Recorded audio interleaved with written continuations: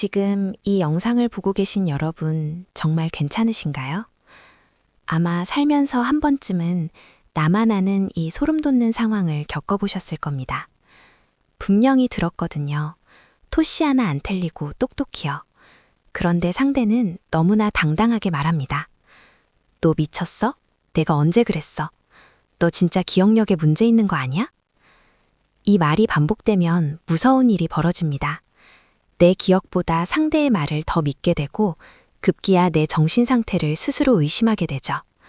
내가 정말 이상한 건가? 라며 내 결백을 증명하기 위해 주변을 떠돌게 됩니다. 내 마음의 주권이 통째로 흔들리는 순간이죠. 그러고는 이어서 친절의 탈을 쓴 칼날 같은 말이 들려옵니다. 다 너 잘 되라고 하는 소리야. 너는 세상을 너무 몰라서 그래. 나니까 이런 말 해주지. 누가 너한테 이런 진실을 알려주겠니? 처음엔 고마웠을 거예요. 나를 이만큼 생각해주는 사람이 없다고 느꼈을 테니까요. 하지만 시간이 갈수록 이상하게 숨이 막히고 무기력해집니다. 내 선택은 항상 틀린 게 되고 이제는 그 사람 없이는 사소한 결정조차 내리기 힘든 심리적 유화 상태가 되어버리죠. 여러분, 이건 사랑도 조언도 아닙니다. 심리학에서는 이를 가스라이팅과 트라우마 본딩이라고 부릅니다. 상대가 나의 현실 검증력을 무너뜨리고 정서적으로 나를 완전히 지배하기 위해 설계한 아주 정교하고 비열한 심리 게임이죠. 지금까지 여러분이 잘못한 건 하나도 없습니다. 단지 상대의 시나리오에 잠시 휘말렸을 뿐입니다. 많은 전문가가 말합니다. 가스라이팅에서 벗어나려면 자존감을 높여라. 단호해져라. 그런데 여러분, 그게 말처럼 쉽던가요? 자존감을 높여서 해결될 문제였다면 여러분은 이미 해결했을 겁니다. 가스라이팅의 핵심은 누가 옳은가가 아니라 누가 대화의 판을 짜는다에 있습니다. 오늘 저는 여러분이 그 판을 엎어버리는 심리 기술을 알려드릴 겁니다. 저는 오늘 여러분께 완전히 다른 이야기를 해보려고 합니다. 여러분이 가스라이팅을 당하는 진짜 이유는 결코 여러분이 약해서가 아닙니다. 오늘 영상을 끝까지 보시면 여러분을 괴롭혔던 그 지옥 같은 관계의 주도권을 단칼에 뺏어올 수 있는 3단계 전략을 알게 되실 겁니다. 단언컨대 이 영상을 다 보고 나면 여러분은 더 이상 무력한 피해자가 아니라 자기 인생을 주도하는 완벽한 설계자로 다시 태어나게 될 겁니다. 자, 지옥에서 탈출할 준비 되셨나요? 시작합니다. 가스라이팅을 당하는 분들이 가장 먼저 하는 생각이 뭔지 아세요? 내가 너무 약해서 그래. 내가 멍청해서 속는 거야. 라는 자책입니다. 그런데 제가 오늘 그 상식을 완전히 뒤집어 드릴게요. 여러분, 가스라이팅의 타겟이 되는 사람들은 결코 멍청하거나 약한 사람이 아닙니다. 오히려 그 반대예요. 여러분은 타인의 감정을 읽어내는 능력이 남들보다 훨씬 뛰어난 이른바 고해상도 정서 레이더를 가진 분들입니다. 비유를 하나 들어볼까요? 여러분의 마음은 아주 정밀한 수동 카메라와 같습니다. 주변의 작은 변화, 상대방의 미세한 표정 변화, 목소리의 떨림까지 다 포착해내죠. 가해자들은 바로 이 정밀함을 이용합니다. 여러분이 가진 그 따뜻한 공감 능력과 내가 혹시 실수했을까라고 돌아보는 그 성실한 자기 성찰 능력을 숙주 삼아 기생하는 거예요. 예를 들어 볼게요. 직장에서 상사가 말도 안 되는 지시를 내립니다. 이건 네가 알아서 판단해서 해. 그런데 결과가 안 좋으면 내가 언제 너더러 네 마음대로 하랬어. 잘 모르겠으면 즉시 물어보든가. 보고하는 것도 몰라? 라고 소리를 지르죠. 이때 보통 일반적인 사람들은 아니 저 인간이 미쳤나 하고 넘기지만 여러분 같은 분들은 내가 뭘 놓쳤지? 내가 상사의 의도를 잘못 파악했나? 라며 자신을 자책하기 시작합니다. 이게 바로 가해자가 원하는 판입니다. 여러분의 그 정교한 필터가 상대방이 아닌 나 자신을 향하게 만드는 것, 즉 현실 검증력의 마비입니다. 심리학에서는 이를 인지 왜곡의 강요라고 부릅니다. 상대는 여러분의 기억이라는 도서관에 불을 지르고 자신이 새로 쓴 거짓 역사책을 꽂아 넣으려 하는 거예요. 여러분, 기억하세요. 여러분이 지금 혼란스러운 건 여러분의 뇌가 고장나서가 아닙니다. 여러분의 뇌는 너무나 성능이 좋아서 상대방의 모순된 신호까지 어떻게든 해석해내려고 풀가동하다가 과부하가 걸린 것뿐입니다. 당신은 이상한 게 아니라 너무나 인간적이고 정교한 존재입니다. 이 사실 하나만 인정해도 가해자가 쳐놓은 그물의 절반은 찢어버린 겁니다.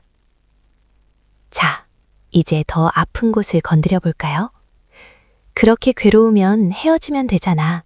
그 직장 그만두면 되잖아 라는 말 주변에서 많이 들으셨죠? 하지만 그게 말처럼 쉽던가요? 오히려 그 말을 들으면 아무것도 못하는 내가 더 한심해 보여서 속이 터질 지경이었을 겁니다. 여기엔 아주 무서운 심리학적 장치가 숨어 있는데 바로 트라우마 본딩입니다.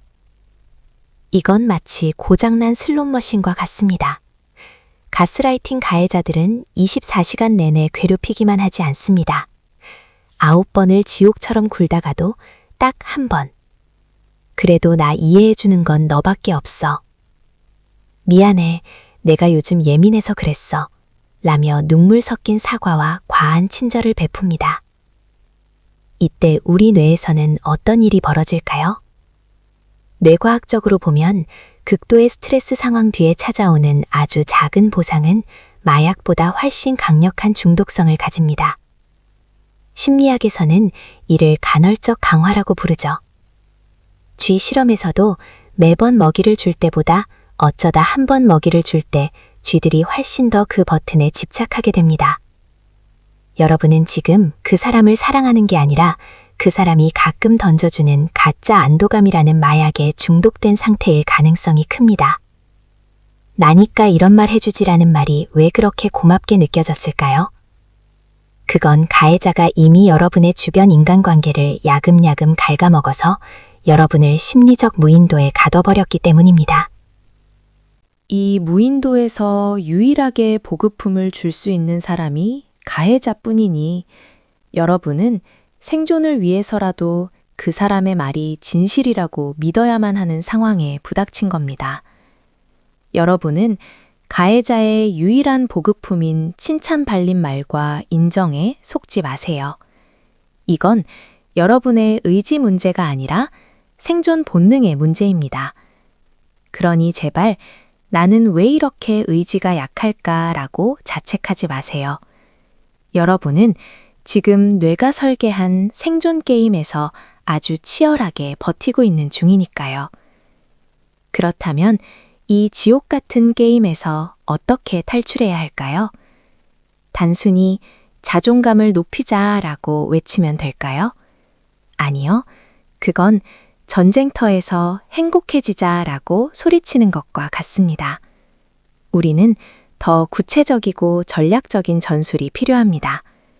대화의 판을 단칼에 엎어버리는 3단계 전략을 알려드리겠습니다. 1단계는 대화의 관찰자가 되십시오.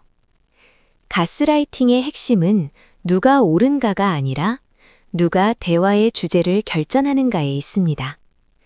이제부터 상대방이 공격해올 때 그 말의 내용에 집중하지 말고 형식을 관찰하세요. 상대가 너 기억력에 문제 있어? 라고 하면 아니야, 나 똑똑히 기억해 라고 방어하지 마세요. 그건 이미 상대가 짠 기억력 테스트라는 판 위로 올라가는 겁니다. 대신 이렇게 말하세요. 지금 내 기억력을 문제 삼아서 본질을 흐리려는 거네? 그 수법 되게 흥미롭다. 상대의 말을 분석하는 제3자의 눈을 갖는 순간 여러분의 뇌는 감정적인 편도체에서 이성적인 전두엽으로 주도권을 넘깁니다. 2단계는 침묵의 진공 상태를 만드십시오. 가해자들은 여러분의 반응을 먹고 삽니다. 여러분이 변명하고 울고 화를 낼수록 그들은 에너지를 얻습니다. 이제부터는 상대가 억울한 누명을 씌울 때 단 10초만 아무 말도 하지 말고 상대를 빤히 쳐다보세요. 어떤 표정도 짓지 마세요. 그냥 무생물을 보듯 바라보세요. 이 10초의 침묵은 상대방에게 엄청난 심리적 압박을 줍니다. 자신의 시나리오가 먹히지 않는다는 걸 깨닫는 순간 가해자들은 당황하게 됩니다. 그리고 짧게 한마디만 하세요. 그렇게 생각하는구나. 알겠어. 그리고 그 자리를 떠나세요. 결백을 증명하려 애쓰는 행동 자체가 상대에게 권력을 주는 일임을 명심하세요. 3단계는 기록관이 되십시오. 가스라이팅은 안개를 피우는 작업입니다. 안개를 걷어내는 유일한 방법은 빛입니다. 여기서 빛은 기록입니다. 상대와의 중요한 대화, 있었던 일들을 날짜와 시간별로 아주 상세하게 기록하세요. 가능하다면 녹음도 좋습니다. 이건 나중에 증거로 쓰기 위함이 아닙니다. 여러분의 현실 검증력을 유지하기 위한 생명줄입니다. 상대가 너 미쳤어? 라고 할 때 내 기록장을 보며 아니, 미친 건 내가 아니라 저 사람의 거짓말이구나 라고 스스로 확신할 수 있는 근거를 만드세요. 내 현실의 주권은 오직 나만이 가질 수 있습니다. 여러분, 이 3단계를 실천하다 보면 처음에는 두려울 겁니다. 상대가 더 크게 화를 내거나 나를 떠날 것 같은 공포가 밀려올 수도 있죠. 하지만 기억하세요. 그 공포는 가해자가 심어놓은 가짜 장벽입니다. 그 장벽을 한 걸음만 넘어서면 여러분은 한 번도 경험해보지 못한 고요함과 평온함을 만나게 될 겁니다. 가스라이팅에서 벗어난다는 건 단순히 나쁜 사람을 끊어내는 게 아닙니다. 그것은 내 마음의 통치권을 되찾는 성스러운 작업입니다. 이제 여러분의 그 뛰어난 고해상도 레이더를 남의 비위를 맞추는 데 쓰지 마세요. 대신 여러분이 진정으로 원하는 게 무엇인지, 어떤 삶을 살고 싶은지 포착하는 데 사용하세요. 여러분은 이제 더 이상 누군가의 시나리오에 출연하는 엑스트라가 아닙니다. 여러분은 자신의 인생이라는 대작의 시나리오를 쓰고 감독하고 주연까지 맡은 완벽한 설계자입니다. 이 지옥 같은 경험은 역설적으로 여러분을 누구보다 단단하고 정교한 내면을 가진 사랑으로 만들어줄 겁니다. 흉터가 생긴 자리는 더 단단해지는 법이니까요. 오늘 영상이 여러분의 마음속에 작은 균열을 맺기를 바랍니다. 그 균열 사이로 비치는 빛이 여러분을 탈출로로 안내할 거예요. 지금 이 순간 여러분이 나만 이상한가 라고 느꼈던 구체적인 순간이 있다면 댓글로 남겨주세요. 그 경험을 밖으로 꺼내놓는 것만으로도 가스라이팅의 마법은 풀리기 시작합니다. 서로의 경험을 읽으며 나만 그런 게 아니었구나 라는 안도감을 나누어 보세요. 이 영상이 도움이 되셨다면 구독과 좋아요 부탁드립니다. 구독은 여러분의 마음을 지키고 뇌를 성장시키는 가장 스마트한 습관입니다. 저는 다음 영상에서 여러분의 인생 주도권을 되찾아줄 더 강력한 심리 기술로 돌아오겠습니다. 지금까지 여러분의 마음을 설계하는 심약한 심리였습니다. 여러분, 당신은 충분히 괜찮은 사람입니다.